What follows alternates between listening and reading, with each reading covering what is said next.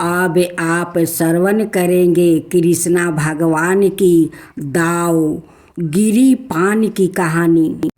एक बार ग्वाल वाले अपनी गाय को चरती हुई छोड़कर भगवान श्री कृष्णा और बलराम के साथ खेल कूद में लग गया। उस समय उनकी गाय बेरोक टोक चरती हुई बहुत दूर निकल गई और हरी हरी घास के लोभ में एक गहन वन में वो घुस गई।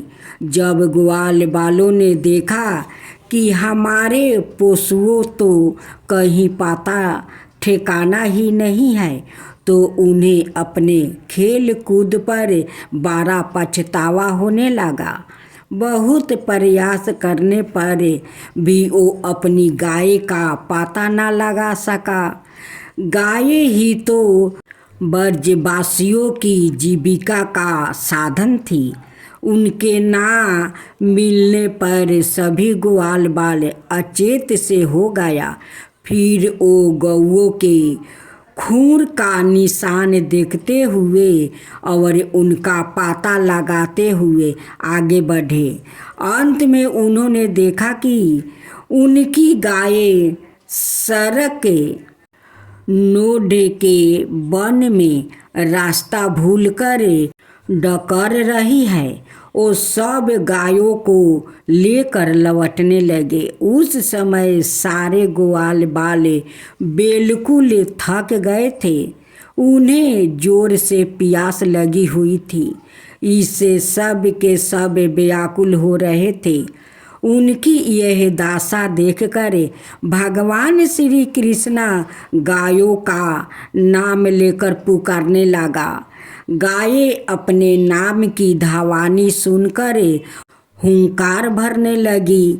उसी समय वन में भयानक दावगिरी लग गई, जो वनवासी जीवों का काल होती है।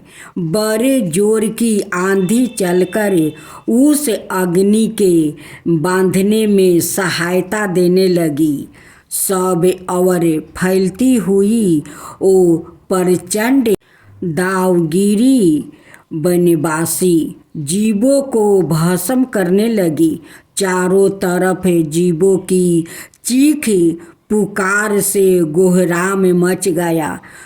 शेर, चीते, भालू आदि वन्य जीवों जो जिधर रास्ता पाते थे परस्पर बैर भूल कर वो भागने लगे। जब ग्वाल वालों और गौओं ने दाव नल को अपनी ओर बढ़ते हुए देखा, तब वो सब अत्यंत भयभीत हो गया।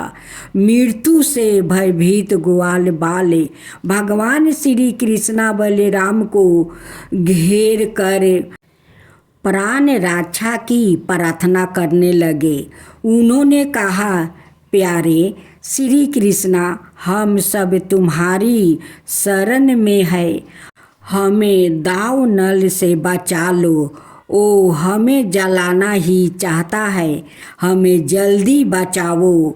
हम लोग भाई बंधु मित्र रक्षक सब तुम्हें ही मानते हैं।